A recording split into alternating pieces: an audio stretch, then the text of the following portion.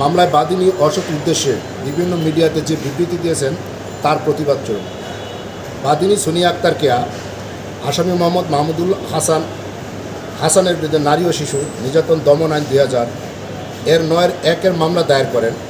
মামলাটি পিবিআই অনুসন্ধান করে অভিযোগের সত্যতা পান নাই মর্মে রিপোর্ট প্রদান করেন।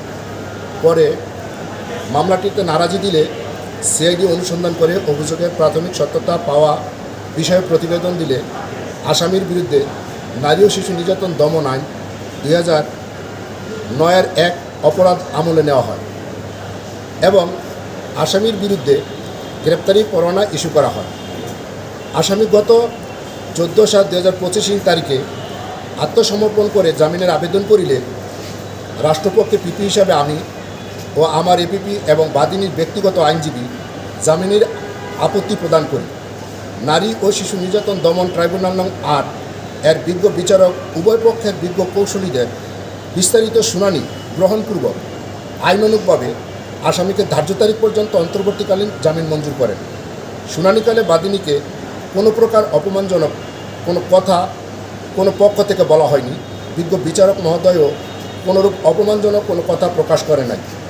এছাড়াও আসামি পক্ষ শুনানিকালে আপোষের কথা উল্লেখ করলেও বিজ্ঞ বিচারক কিংবা পিপি হিসাবে আমাদের পক্ষ থেকে বাদীনিকে আপোষের জন্য কোনোরূপ চাপ বা কথা বলা হয় নাই।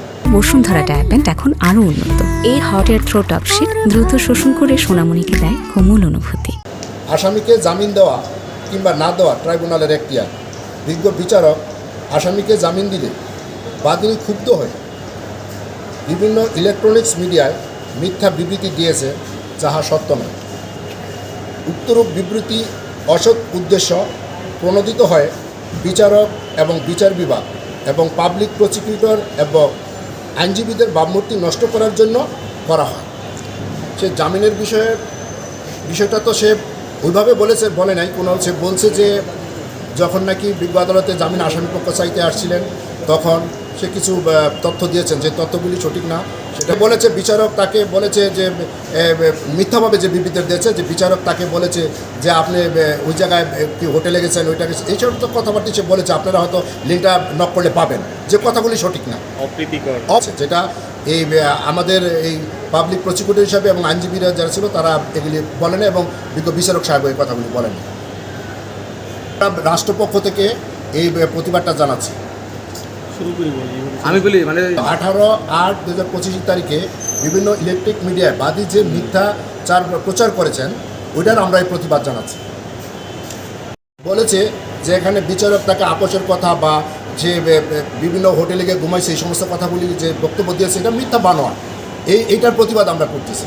এবং আরও বলছে যে এখানে রাষ্ট্রপক্ষে যারা ছিল পিপি হিসাবে তারা কি বলে আপনি চুপ থাকেন নাহলে মামলা অন্যদিকে যাবে, এই কথাগুলি যে বলেছে এই কথাগুলি সঠিক না।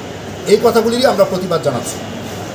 কিন্তু আমরা দেখবো পরে, ভেবে দেখছি আর কিন্তু তার বিরুদ্ধে কোনো আইনানুগ ব্যবস্থা গ্রহণের জন্য পরবর্তী পর্যায়ে এটা আমরা সকলে দেখবো আর কি করা যায় তার বিরুদ্ধে, সেই ব্যবস্থায় আমরা ব্যবস্থা গ্রহণ করবো এই মিথ্যাচারের বিরুদ্ধে।